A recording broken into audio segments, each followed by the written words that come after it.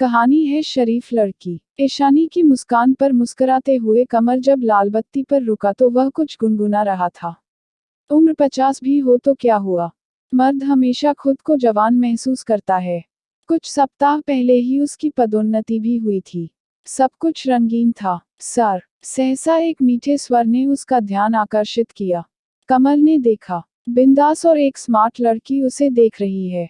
उसकी छवि और अदा में अच्छा आकर्षण था। अंदाजन वह 20-22 वर्ष की होगी। सर, क्या आप मुझे लिफ्ट देंगे?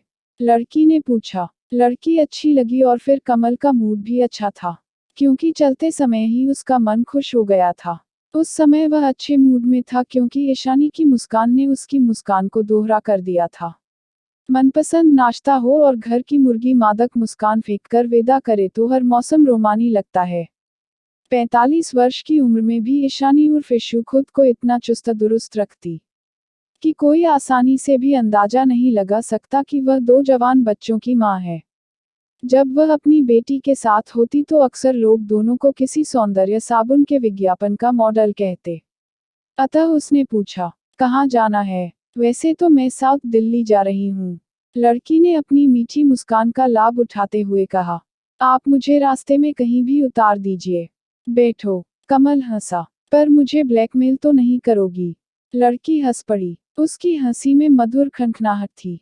उसने ध्यान से कमल को देखा, मानो उसके चरित्र का मूल्यांकन कर रही हो। फिर बैठने के लिए पीछे का दरवाजा खोलने लगी।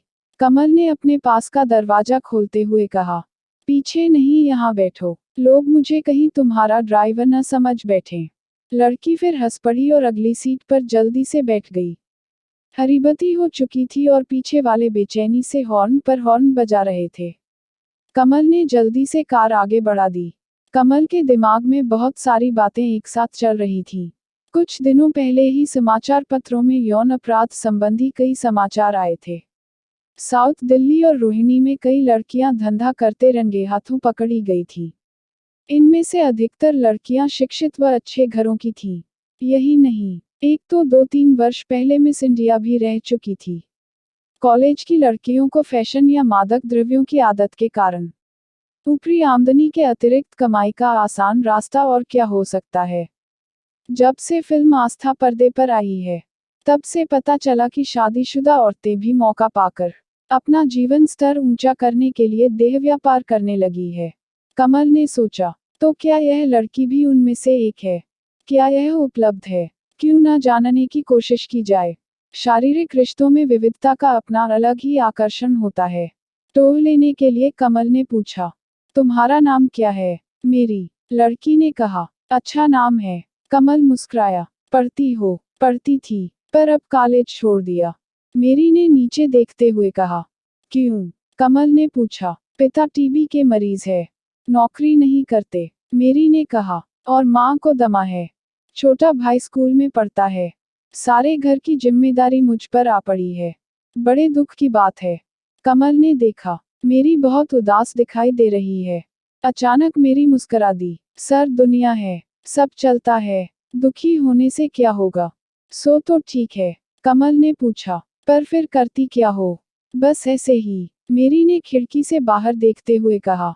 गुजारा कर लेती हूँ, कुछ ना कुछ काम मिल ही जाता है। कैसा काम? कमल ने कुरेदा। मेरी ने एक क्षण रुककर कमल को देखा और धीरे से कहा, क्या आप 500 रुपये उधार देंगे? कमल का अनुमान सही था कि वह लड़की उपलब्ध है। उसके जीवन में यह पहला अनुभव है। शरीर में फुरपुरी दौड़ गई।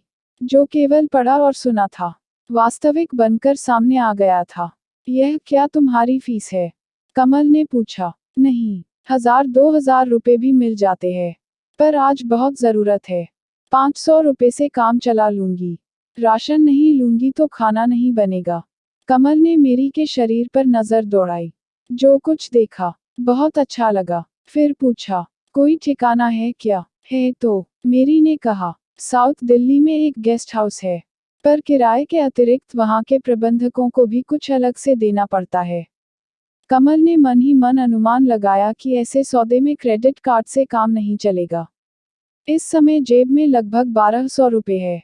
क्या इतना काफी होगा? इससे पहले कि कमल आगे पूछता, उसके मोबाइल फोन की पिप पिप पिप ने चौंका दिया। हेलो, उसने कहा। हाय पप्पा। बेटी मिताली के स्वर में उत्साह था। हाय मेरी प्यारी गुड़िया, कमल ने मुस्कुराकर पूछा। कैसे याद आ गई? अभी अभी तो घर से निकला हूँ। रुपए चाहिए तो माँ से ले लो। अरे नहीं पप्पा, मिताली ने कहा। आपको याद दिला रही थी। मम्मा का जन्मदिन आ रहा है। एक सुंदर सा कार्ड और एक बहुत बढ़िया उपहार खरीदने चलना है। आज चलेंगे न? कमल ने मेरी की ओर देखा। वह चुपचाप बैठी थी। बेटी मिताली भी इतनी ही बड़ी होगी। अचानक एक अपराधबोध की भावना ने जन्म लिया। क्या जो वह करने जा रहा है उचित है? पापा, मिताली ने बेसब्री से पूछा। सुन रहे हैं? सुन रहा हूँ गुड़िया रानी, कमल ने उत्तर दिया। पर आज नहीं, कल चलेंगे। ठीक है। कमल ने फोन बंद कर दिया। कुछ देर तक कार चलती रही। दोनों चुप थे। सर सहसा मेरी ने चुप्पी तोड़ी। आपने क्या सोचा? तुम्हारे गेस्ट हाउस वाले मैनेजर को कितना रुपया देना होगा? कमल ने पूछा। मेरी से संबंध बनाने की इच्छा ने फिर जोर मारा। सोचा क्या उचित है और क्या अनुचित बाद में देखा जाएगा। मेरी ने कहा। कुछ ज्यादा रुपया नहीं लगेगा। फिर भी, कमल ने कहा, वहां पहुंचकर मूर्ख नहीं बनना है। वैसे जगह सुरक्षित तो है न? यह प्रश्न वह रोज सुनती थी और उत्तर उसने तोते की तरह रट रखा था। इससे पहले कि वह उत्तर देती, कमल का मोबाइल फोन फिर से रिंग हुआ। हेलो, कमल ने आहिस्ता से कहा। हाय। पत्नी इशू का परिचित स्वर सुनाई दिया। कमल ने पूछा। क्या कोई आदेश देना बाकी रह गया? एक अच्छी खबर है, इशू ने पुलकित स्वर में कहा। सोचा तुम्हें दफ्तर पहुंचने से पहले ही सुना दूं। तुमसे अच्छी खबर की उम्मीद तो नहीं है?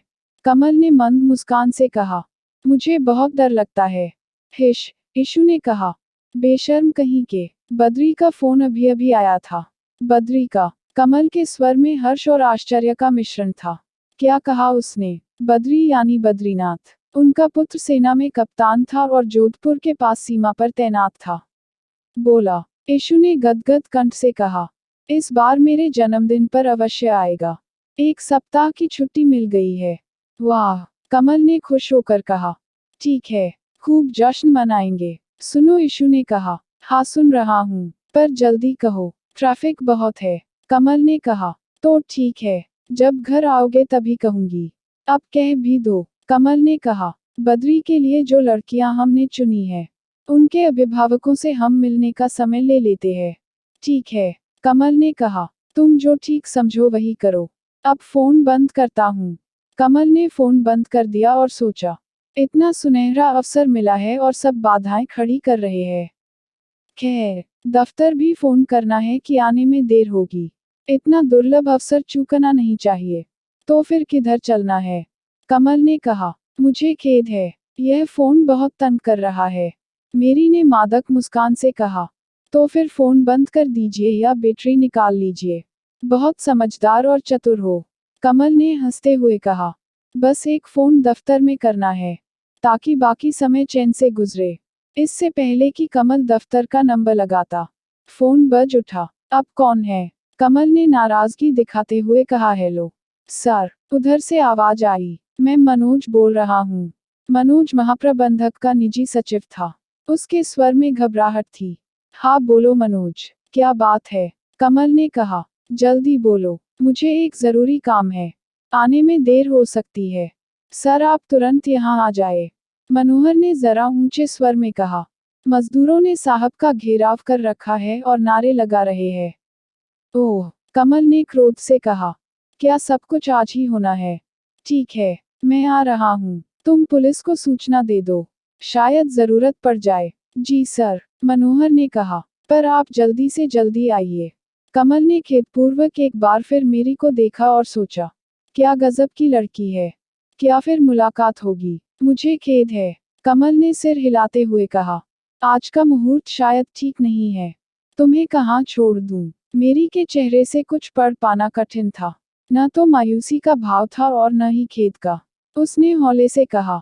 यहीं उतार दीजिए। कमल ने कार सड़क के किनारे लाकर रोक दी। तो मेरी ने दरवाजा खोला और बाहर निकल गई। 1 मिनट रुको, कमल ने जेब से पर्स निकालते हुए कहा। लो कुछ रुपए रख लो। 100 के नोट थे, जिन्हें न तो कमल ने गिना और न ही मेरी ने। मेरी ने नोट हाथ में लेते हुए कहा। धन्यवाद, आप बहुत अच्छे हैं। अब कहाँ मिलोगी? कमल ने पूछा। ऐसे ही किसी चौराहे पर। मेरी ने दोनों हाथ हवा में फैला दिए। फिर भी कोई टेलीफोन या मोबाइल नंबर तो होगा? कमल ने पूछा। नहीं, मेरी ने सिर हिलाते हुए कहा। मेरा कोई फोन नंबर नहीं है। ओह, कमल ने खेद से कहा। हाँ, आप अपना नंबर दे दीजिए। मेरी ने शरारत भरी मुस्कान से कहा। कभी कभी फोन करती रहूंगी। कमल की आंखों में चमक आ गई। सोचा, घर का नंबर देना तो ठीक नहीं होगा। मोबाइल नंबर नहीं, यह भी ठीक नहीं है। कहीं ब्लैकमेल ही करने लगे तो। अपनी सुरक्षा की उतनी ही चिंता थी जितनी कि मेरी की संगति का आकर्षण। सुनो, क्या कल इसी समय इसी जगह मिल सकती हो? सर, कल की कौन जानता है? मेरी ने खनखनाती हंसी से कहा। कल इस राह से आप गुजरे और मुझे पहचाने तक नहीं। तो फिर कहाँ? कमल हंसा। बहुत शरारती हो, कोशिश कर लीजिएगा, मेरी ने कहा और भीड़ में गायब हो गई। अगले 2-3 दिनों तक कमल उसी जगह उसी समय बेकरारी से मेरी को ढूंढता रहा। अचानक अच्छा खासा पारिवारिक आदमी नए यौनाकर्षण का शिकार हो गया। दिमाग पर धुंध सी छा गई थी। चौथे दिन कुछ देर प्रतीक्षा के बाद, सर आप अच्छे तो है? एक नई खुशबू का झोंका आया। हाय, कमल ने कहा। हाय, मेरी ने मुस्कुरा कर कहा और बिना निमंत्रण के कार का दरवाजा खोलकर कमल के पास बैठ गई। तुम्हारी माँ अब कैसी है? कमल ने पूछा। छोड़िए सर, मेरी ने हाथ घुमाते हुए कहा। आप तो सब समझते हैं। अपनी बताए, क्या इरादा है? तुम्हारा गुलाम हूँ, कमल ने रोमानी अंदाज में कहा। जहाँ चाहो ले चलो, आपको कोई डर तो नहीं है? मेरी ने पूछा। डर तो है, पर तुम्हारे ऊपर विश्वास करने के अलावा कोई चारा भी तो नहीं है। आप बहुत समझदार है, मेरी ने कहा और गेस्ट हाउस का रास्ता बताया। जब कार गेस्ट हाउस के आगे रुकी तो कमल का मन गुदगुदा रहा था, पर दिल पहली बेवफाई के एहसास से कुछ अधिक गति से धड़क रहा था। अंदर पहुंचकर मेरी ने एक आदमी से कुछ बातें की और फिर कमल को एक कमरे में ले गई। ऐशोआराम का सारा सामान कमरे में मौजूद था। कमल को सोफे पर बैठने का संकेत करते हुए मेरी ने फ्रिज का दरवाजा खोला और पूछा, बियर चलेगी? कमल ने स्वीकृति में सिर हिलाया। मेरी ने 2 गिलासों में बियर डाली। चीयर्स, मेरी ने कहा। चीयर्स, कमल मुस्कुराया। तभी उसी आदमी ने, जो बाहर था, भीतर प्रवेश किया। कमल ने प्रश्नसूचक दृष्टि से उसे देखा। अपना पहचान पत्र दिखाए, उसने आदेश दिया। पहचान पत्र? कमल ने आश्चर्य से पूछा। क्यों? हमें यह देखना है कि आप पुलिस के आदमी तो नहीं है, उसने उत्तर दिया। पर मेरी जानती है, कमल ने बौखला कर कहा। मैं पुलिस का आदमी नहीं हूँ। आपको पहचान पत्र दिखाना होगा, उसने जोर देकर कहा। मेरे पास कोई पहचान पत्र नहीं है। कोई और सबूत होगा? नहीं, मेरे पास कुछ नहीं है, कमल ने झूठ कहा। तभी एक दूसरे आदमी ने भीतर प्रवेश किया। उसके हाथ में कैमरा था। इनका फोटो ले लो, पहले आदमी ने कहा। मैं फोटो नहीं खींचवाऊंगा, कमल ने घबरा कर कहा। आपका मतलब क्या है? 20,000 रुपए चाहिए, उसने कहा। मेरे पास रुपए नहीं है, कमल ने कहा। कोई बात नहीं, उस आदमी ने शांति से कहा। कपड़े उतार लेते हैं, मेरी चलो अपना काम करो, कमल ने घबरा कर कहा। ठहरो, मैं रुपए देता हूँ, पर इतने नहीं है। कितने हैं? मेरे ब्रीफकेस में है, और ब्रीफकेस कार में है। अपना पर्स और घड़ी दो, उस आदमी ने कहा। कमल ने चुपचाप पर्स में से रुपए निकाल कर दे दिए, फिर घड़ी उतार दी। उसकी सांस तेजी से चल रही थी। साहब के साथ जाओ, उस आदमी ने मेरी से कहा, और ब्रीफकेस लेकर आओ। होशियारी मत करना, मोंटू साथ जा रहा है, हमें रुपए वसूल करना आता है। कमल ने गहरी सांस लेकर उन्हें देखा और फिर चुपचाप बाहर आ गया। उसके पीछे मेरी और मोंटू भी थे। कार के पास पहुंचकर कमल ने चाबी से दरवाजा खोला और अंदर बैठ गया। पीछे की सीट पर रखे ब्रीफकेस की ओर देखा। इससे पहले कि वे कुछ करते, उसने कार स्टार्ट कर दी। मोंटू ने कार रोकने के लिए आगे पैर बढ़ा दिया, पर कमल ने फौरन गति बढ़ा दी। चलती कार ने मोंटू को पीछे फेंक दिया। कुछ ही क्षणों में वह आंखों से ओझल हो गया। काफी दूर पहुंचकर कमल ने गहरी सांस ली कि क्षणिक कमजोरी कितनी यातना देती है। अब मैं कभी इस चक्कर में नहीं पड़ूंगा। शाम को जब वह घर पहुंचा तो ऐसा लग रहा था मानो कोई कैदी जेल से भागकर आया हो। कभी भी पुलिस द्वार पर दस्तक दे सकती है। रात में जब घंटी बजी तो कमल का दिल दहल गया। इतनी रात गए कौन होगा? ईशानी ने कहा। देखता हूँ, कमल ने उठते हुए कहा। दिल तेजी से धड़क रहा था। घबराते हुए दरवाजा खोला तो देखा सामने बेटा बद्री खड़ा है। अरे! कमल ने उसे छाती से लगा लिया। ऐसे ही आता है, माँ ने गदगद कंठ से कहा। मुझे लग रहा था कि बद्री ही होगा। सुबह नाश्ते की मेज पर कहकहे लग रहे थे। अचानक कमल की निगाह समाचार पत्र पर गई। पहले पृष्ठ पर ही समाचार छपा था कि साउथ दिल्ली के एक गेस्ट हाउस में ब्लैकमेल करने व लूटने वाले एक गिरोह को गिरफ्तार किया गया। गिरोह में एक लड़की भी शरीक थी। कोई खास बात है क्या? पत्नी ने पूछा। कुछ नहीं, कमल ने समाचार पत्र नीचे फेंकते हुए कहा। वही आम बातें। अगर आपको कहानी पसंद आए तो लाइक और शेयर कीजिए और चैनल को सब्सक्राइब करना मत भूलिए।